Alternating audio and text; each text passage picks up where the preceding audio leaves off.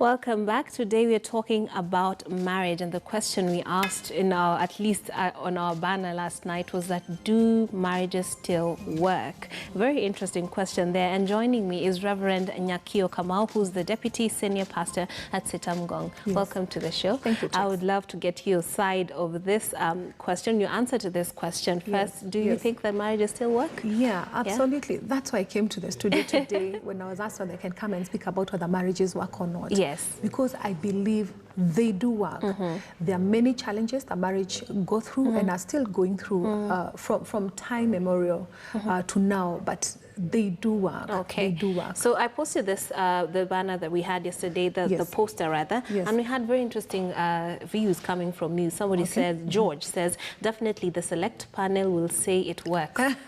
Okay. Then we have Mr. Manyonyi saying, silent marriages do work, but those on the panel are sort of celebrities. Are you a celebrity? Oh, no. They are coached to on what to represent. So so you're working from a certain with a certain pushback already.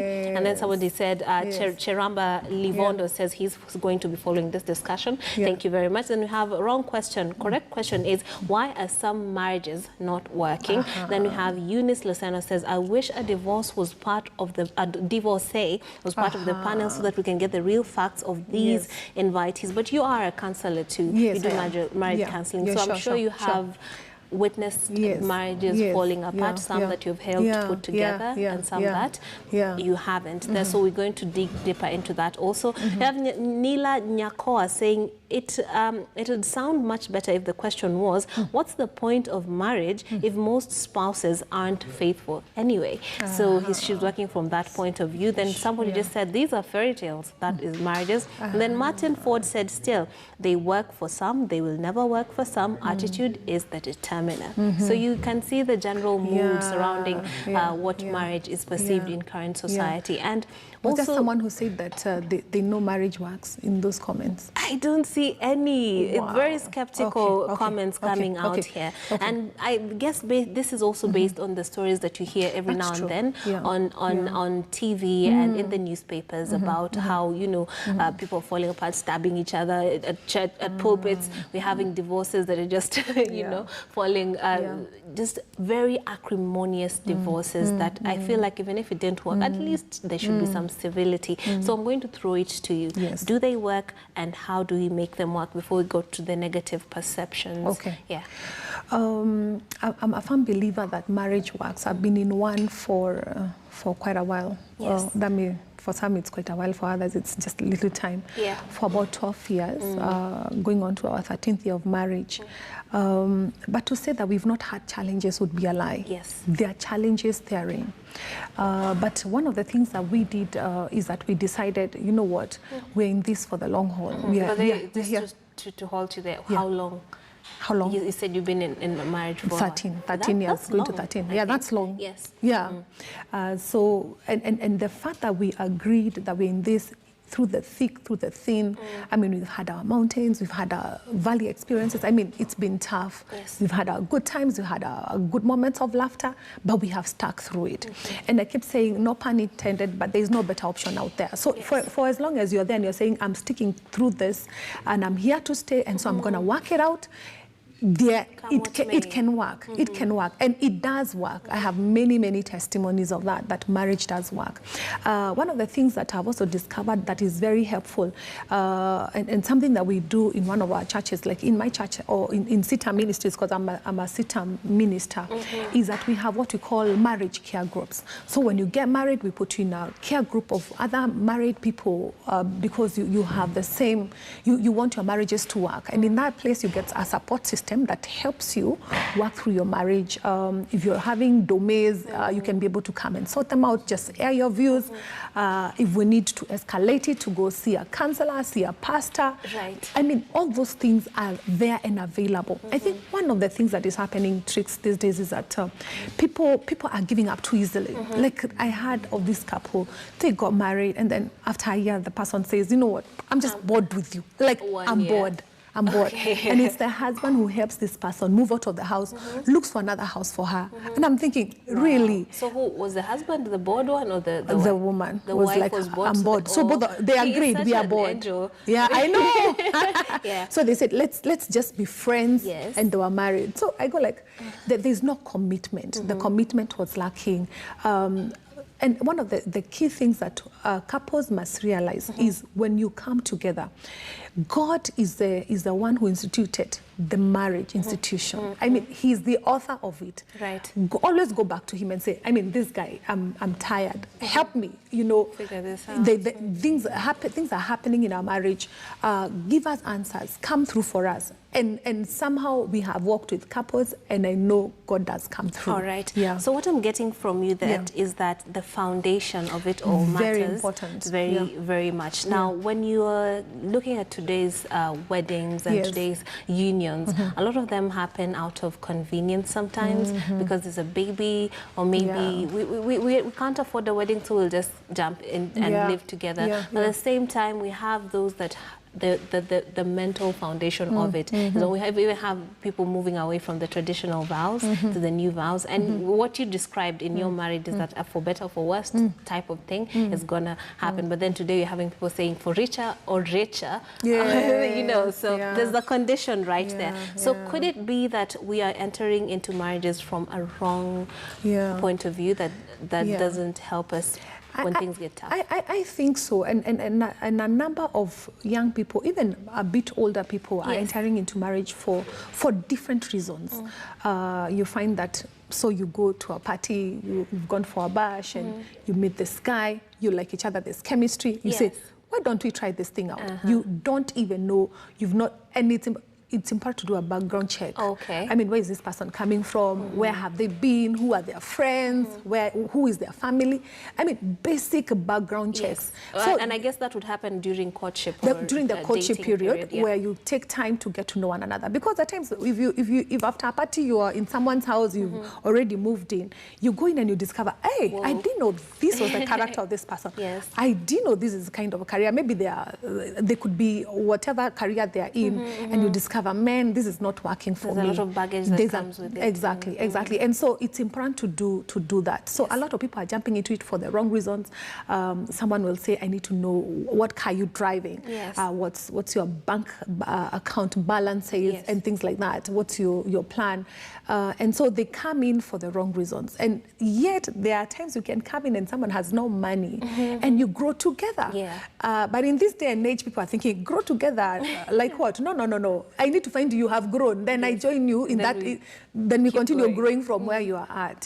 So some of those reasons can can pull you apart. And then let's settle on the courtship period, and you said sometimes it just takes a short time. So, and they're wrong reasons. So what should be the right reasons for getting into it? Because I would say I'm an individual, and if I think all I want is a handsome husband, and I meet that handsome human and I marry them, then that's me. But then obviously that wouldn't work. So what are the right reasons? Because beauty fades away. Obviously. Someone can go, you marry them because they are all this Miss Kenya, Miss Universe, and then they go and have an accident and they get burnt. Will you leave them because you married them for their looks? You know, so it must be beyond looks. You know, the truth is the looks must attract. You must be attracted to this person. There must be an initial attraction, and then you build on that attraction to the place. Maybe I'm the romantic here, but I believe in the story of you need to love this person. Not just love, but you need to be in love with this person, because a lot of times you can't love them, or like, but not be in. And not be in love. You need to be in love with this person. Friendship is very key, it's very foundational. Build a rapport, build friendship, someone you can smile with. I mean, they say that if you're on traffic and you see this couple, the guy is just driving and serious and the wife is next and just holding the newspaper and reading through, that's a married couple. We must change that narrative. Two, marriage is enjoyable. It's a place to have fun, because this is my friend. Beyond the days that you don't feel in love with this person, I mean, there are times this person has annoyed you. I mean, the reality on the ground, you're coming from two different backgrounds. So when you come together, you will definitely clash. There'll be conflict here and there. But the friendship helps you to stick together. And I always tell couples that when you come together, it is beyond of, and these are the great benefits of marriage, that when you come together, God may decide to bless you with children or not, but does that make a marriage not a marriage if they're not children? Kids, yeah. If they're not children, children are reward. They are additions. They are additions. But you see that people also want to get married because they want children. Companionship is a great reason. But one of the greatest reasons is that you must come together and know, why has God brought us together? I believe couples that have discovered their purpose as a married couple have been able to achieve quite a lot, and then you're united, and you're united at the different levels of coming together. You're one, you're attracted physically, you're attracted to this person. Spiritually, there needs to be an attraction, you know. Emotionally, there needs to be a connection, you know. Intellectually, that this person needs to say something and you go like, wow, not when they talk, you go like, hey, can you go back to school or something? There must be that attraction, the initial attraction, the initial connection. That is very important to lay a good foundation. I'd like us to focus on the issue that was brought up, unfaithfulness. You know, there is this narrative that is fronted a lot, that men will always cheat, or there's always cheating in marriages, whether you like it or not. So you just have to, you know, stick it out. Is this, I mean, and you've said that, particularly in your example, that you for better or for worse, you're doing this. So how do people handle this? Ideally, to not cheat, or if that happens, then we deal with it in a way that is not going to result in a breakup or a divorce. So one of the main causes of divorce in Kenya and in the world, basically, is infidelity. And when someone is involved in adultery, or they have been, whether physically or emotionally, because at times people commit adultery emotionally, they are emotionally attached to someone else who is not their spouse. And perhaps it's because they spend more time, or their spouse at that point is not understanding, so there's always this other person you can go and you connect, and they are understanding. And you know, that's what happens. They're so understanding, you're thinking, man, why can't my spouse be like this, you know? And then you start becoming emotionally attached. And all that. So infidelity definitely is a big cause of divorce and separation in marriages. But so what should someone do when it happens? Because it can happen to anybody, God forbid. But when it happens, what should happen? Okay, I know I will say that it's important to forgive. And forgiveness is a key major factor in marriage. If you don't learn to forgive, then and it's difficult because of the trust that is lost. The trust has been broken, and you have built this marriage over the years. It could be however long this has taken. The trust is broken. You're thinking, what if we go out? So it also introduces aspects of insecurity in marriage. So when you see your spouse talking to a person of the opposite sex, you're thinking, could Here we they go be? again. So, you know, those things are still there. So at times, it's important to just give it time. Let me say that in Kenya, we have many counselors, marriage counselors. Churches are offering marriage counseling. We have professional counselors who can help you walk through the journey. But it does need patience. It does take time, and it does need someone to just walk in love and forgiveness.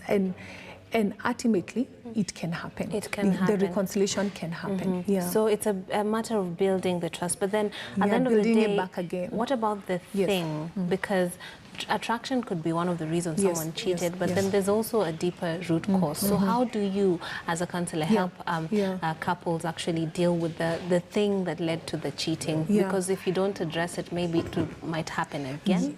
Or perhaps you might have a situation where we are back together, but then I'm still feeling the gap that led me to stray out and look for someone who might feel it. So how do you handle that? So we do exactly what you have said, that you help the person understand where is this coming from. At times, because of where people are coming from, the background they are coming from, this was the kind of the norm. You know, my dad was doing this, so it looked normal, it looked kawaida. So the kind of, and then unfortunately, some people pick it up from their parents. They're thinking, I mean, this looks cool. So they say, when I grow up, and whether we like it or not as parents, the examples we set to our children when they are growing up, they definitely, it sticks. You know, train up a child in the way that he should grow, and he settles on that one. So at times that one comes, so we are able to deal. Where is this coming from? Is it because there's something about your spouse that is making stray? And how can your spouse grow those qualities in themselves so that you don't stray again? Feel there's a gap. And joining the conversation this morning is Simon Kagwe, who's the CEO of Bonfire Adventures. He's here not to tell us where to go or how or the cheapest deals, but as someone who has been in marriage for a while and is always wowing us with how he treats his significant other. And we are asking the question, does marriage still work? So I'll throw it over to you. Do you think it still works? Thanks so much. Sorry, I first want to say I'm a little bit late. Yeah. It's okay. I had an emergency and I had to hike a motorbike for me to be here. Karibu. Now, yes, marriage works. What I like to say is that even if your partner, you came to know each other when a little bit young, a little bit old, not when you are young. So there's so much that people do not know about each other. And during the first time of courting and dating, people in a way pretend. Yeah. But after that, putting their best foot forward. But when now the person is there, you will know hungorota. This person does not know how to put shoes, vizuri, socks, and all that. But marriage works. Why I'm saying that is that if at all you have other acquaintances somewhere like at work or managers or people you work with who you are very good friends, if at all you can be good friends with another person, this spouse of yours is someone that you have trusted that person with your body. If you can trust person with your body, what else would you not trust that person with? That's why I say marriage works. But there's so many other things that people need to understand about marriage. One, and the most important of all, is communication. Without communication, marriage do not work, because there are so many other things that people come to learn about their spouses that were not the way they thought they would be. But if you communicate, people in every time, every day, people, because spouses are not perfection, they are not perfectionists. You have to have an error here and there, you have to wrong here and there. How do you, people say whatever things happen, but how you correct that and move on determines how mature you are, including in marriages and relationships. Communication is key, both ways. There's forgiveness. She talked about forgiveness too, Yes, because you cannot all do the right thing. You normally see, like now, if you think in the last 1 week, maybe you have wronged 2 or 3 people. If these people do not forgive, imagine this person that you stay with every day. Then another thing that in marriage that needs to be there is closure. Closure? What does that mean? It means that when you forgive, you need to close. If a partner starts repeating things that were happened years ago, you guys will never move forward. Then again, there's element of romance and surprise. What does that mean? You should marry someone who is your friend, not someone. Don't look at the beauty. Look at that inner beauty. Someone you can go out with. If at all you go, when you are out with your friends, you are very happy. How come when you arrive home, unaanza kununa? That's what people should be able to think. Meaning that you should have someone you are comfortable going out with. Both are indoor at home and partners. Someone you can sit down and talk about something, whatever it is. You know, someone you can reason with. Basically a friend. And someone you are happy to be with. Because this person you are tied lifetime. Forever. Imagine if you are with someone, you are put with someone you are not happy to be with. In the same house for your life. So that's some of the things that, then again, element of surprise. What does that mean? This person, you are with this person every day until whatever time. Death do us apart. Imagine if you are to do the same schedule every day for the rest of your life. That's why people, both partners should be able to you chip in an element of surprise here, so that it rejuvenates. And again, because I have to say about this, it's good for you to travel together. Of course. A good one. Now, she did talk about some of the things. For example, attraction shouldn't be everything physically, and forgiveness is quite interesting. Is a good element when you talk about marriages, especially when there's cheating and other mistakes that, you know, we're all human. Now, an element about, I would like us to speak to the people we surround ourselves with, because a lot of the time I was speaking to one of my colleagues and he was telling me sometimes you have friends who never tell you forgive. They're like, leave him. He's done this, leave him. So how do these people affect how your marriage turns out eventually, the people you surround yourself with? They do, and they greatly influence you. So you must be careful the people that you surround yourself, the circle of friends that you surround yourself with. And you can tell half the time when you're hurt, maybe your spouse has hurt you, and the people around you are saying, no, leave him or leave her, how can she, why did she, you know, things like that. Because that moment goes, and then now you come back to your senses and you go like, what did I just do? There's a story that goes about a certain king. It's in the good old book, the Bible, and it talks about the story of how Esther comes into being, that the king called out for a bash. You know, there was a party, and called his wife to come and show herself, the whole process of how he put her away. And then it says that after some time, he came back to his senses. And that's why at times when people are in conflict, you should be careful how you interfere and how you help them through the conflict. But they normally come back to their senses and they go like, why did I act that way? So I want to encourage people, don't act in the spur of the moment. But the people you surround yourself with are very important. You need, and that's why you need positive people around you. People will say, this may have happened, but can we look for a solution? There must be a way out. And there's always a way out. There's always a way out. You know, how has this worked out in your life? As I invite Mike to come and conclude the show. Myself, me and Sarah, first we have same passion. That's one other thing that you need to do. But the element of the people around you. Yes, what I do is that even if someone, because people talk and people tell me a lot of things, and me and Sarah, we sat down and said, let's put ourselves in our own cocoon. Because it doesn't mean that we don't get into, sometimes tunakosananga, but when that happens, we say, sisi wenyewe will be the only people to sort our problem. We might bring other people from out, which is still good, but the decision lies with us. So we never listen to other people, and most of the people we talk about it, and we normally say, assume this is 100%. Two things are not good, but there are 98% that has been good. Let's focus on 98. So focus on my 98, and I focus on your 98. So if you hear me and Sarah say, when we are not in good terms, say, focus on my 98. It's a term that we normally use. I tell her, focus on my 98. She knows that I'm telling her, focus on 98 that have done good. Don't focus on these two that have done bad. And same way, that's what she tells me. It's a slogan that we use.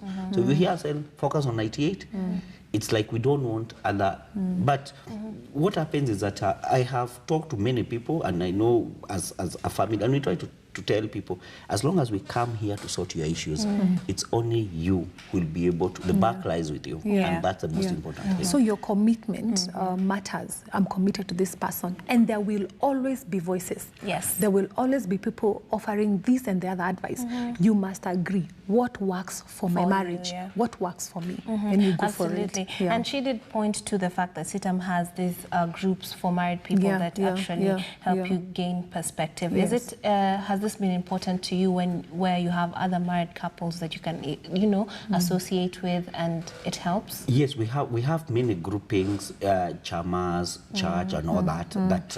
So sometimes we have mentors that you know, the people that we try to at least to emulate. But again, even those people are there, we filter and get the best out of what is good for you. Because a marriage is only exam that you get a certificate before you do the exam. It means it's you now to go to that exam. And different marriages act differently. I cannot tell you for sure mine works because they are standard things, communication and all that. But there are some underlying situations that affects a person, affects me and will not affect you. And that cannot be same for each and every person. Each marriage is very unique and individual. So some things are beyond the couple, some things are beyond whoever. But most importantly is that to know that a person will try to advise you based on their marriage, not based on their marriage. They are like the Bible that stipulates what we need to do. They are standard things, but most people will try to tell you, we did this and it worked, but it may not work for me. There's no one size fit all solution to a problem. Thank you so much to my guest, Mike. You're an OG. Well, does it work? 20 years in marriage, it certainly does work. I validate and say what you've said is true. I had a few questions, but because we're out of time, maybe we'll take this after the show. But there you go. Thank you very much for joining us and adding value to this conversation. And to those of you that are watching, thank you so very much for your support and watching KTN News and specifically Morning Express. My name is Michael Gitonga. Do have yourselves a wonderful day. God bless. And I'm Trix Ingado. Have a beautiful day.